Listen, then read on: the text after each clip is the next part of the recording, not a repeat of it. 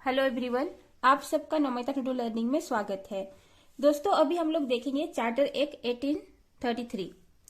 हम लोग ने पिछला वीडियो में देखा रेगुलेटिंग एक्ट 1773 और पिट्स इंडिया एक्ट 1784। अभी देखेंगे चार्टर एक्ट 1833। चार्टर एक्ट 1833 में होता है दोस्तों, गवर्नर जनरल ऑफ बंगाल जो थे गवर्नर जनरल ऑफ बंगाल, वो बन जाते हैं गवर्नर जनरल ऑफ इंडिया। यहाँ चार्टर एक्ट 1833 के तहत गवर्नर जनरल ऑफ बंगाल को डिमोलाइज कर दिया जाता है और नया एक डिजिग्नेशन आता है दोस्तों, गवर्नर जनरल ऑफ इंडिया। तो first governor general of India जो होते हैं वो है Lord William Bentinck. Lord William Bentinck को याद रखिएगा क्योंकि ये बहुत सारे एग्जाम में पूछे जाते हैं कि first governor general of India कौन थे। तो Lord William Bentinck first governor general of India थे। चार्टर एक्ट 1833 के तहत होता है ब्रिटेन से जो लॉ बन के आते थे वो अभी एक्ट कहलाने लगे। दोस्तों, चार्टर एक्ट 1833 के तहत ही लॉ अब एक्ट कहलाने लगे। तीसरा है दोस्तों, बॉम्बे और मद्रास का जो लेजिस्लेटिव पावर है ये खत्म हो जाता है। चार्टर एक्ट 1833 के बाद से बॉम्बे और मद्रास का जो लेजिस्लेटिव पावर है इसको खत्म कर दिया जाता है और ये पूरा पावर चला जाता है गवर्नर जनरल ऑफ इंडिया के पास। और चौथा है गवर्नर जनरल ऑफ इंडिया जो है, गवर्नर जनरल ऑफ इंडिया के पास एक पावर आ जाता है ताकि जो ब्रिटेन से लॉ बन के आता है, ब्रिटेन से जो एक्ट बन के आता है वो पूरा इंडिया में इम्प्लीमेंट कर सकते हैं।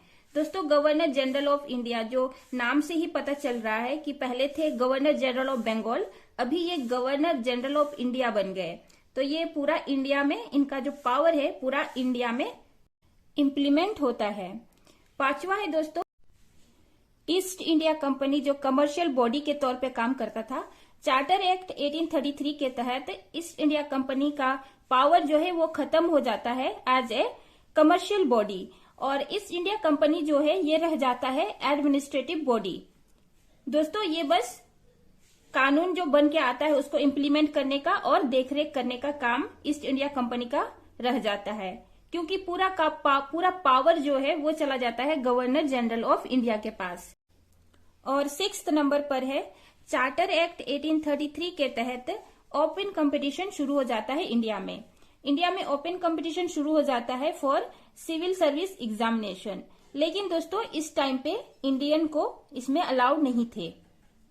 तो ये थे चार्टर एक्ट 1833। अभी हम लोग देखेंगे चार्टर एक्ट 1853। चार्टर एक्ट 1853 का जो प्रोविजन था वो सेपरेट कर रहा था लेजिस्लेटिव और एग्जीक्यूटिव बॉडी। चार्टर एक्ट 1853 के तहत लेजिस्लेटिव और एग्जीक्यूटिव बॉडी को सेपरेट कर दिया गया और दोस्तों एक मिनी पार्लियामेंट का स्टैब्लिशमेंट हुआ। मिनी पार्लियामेंट जहां पे लेजिस्लेटिव और एग्जीक्यूटिव बॉडी होता है, लेजिस्लेटिव बॉडी कानून बनाता है और एग्जीक्यूटिव बॉडी जो है वो कानून को इम्प्लीमेंट करता है। दूसरा नंबर पे है दोस्तों लोकल रिप्रेजेंटेशन को इंट्रोड्यूस किया गया। प्रोविंशियल जो रिप्रेजेंटेशन है उसको इंट्रोड्यूस किया गया। इनको भी जो लोकल के लोग हैं उनको भी मतलब पार्टिसिपेशन करने का मौका मिला चार्टर एक्ट 1853 के तहत।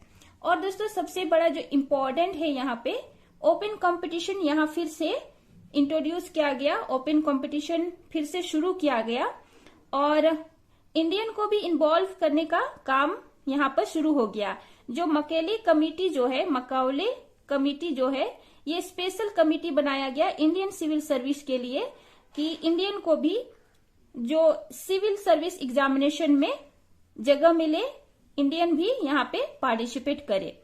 तो ये जो चार्टर एक्ट 1853 है इसमें इंपॉर्टेंट है मिनी पार्लियामेंट का स्टैब्लिशमेंट होता है। दूसरा, लोकल लोगों को रिप्रेजेंटेशन मिलता है, लोकल लोगों को पार्टिसिपेट करने का मौका मिलता है। और तीसरा है दोस्तों मकाउले जो कमिटी बैठता है इंडियन सिविल सर्विस के लिए कि इंडियन को भी सिविल सर्विस में पार्टिसिपेशन करने का मौका मिले। तो ऐसे ही दोस्तों हमारा जो इंडियन कॉन्स्टिट्यूशन है इस तरह से हमारा इंडियन कॉन्स्टिट्यूशन जो है इवॉल्व हो रहा है। तो आगे फिर हम लोग देखेंगे कौन कौन सा न्यू रूल्स आ रहा है, न्यू रूल्स बन रहा है। तो आज का वीडियो में इतना ही। Thanks for watching. जय हिंद।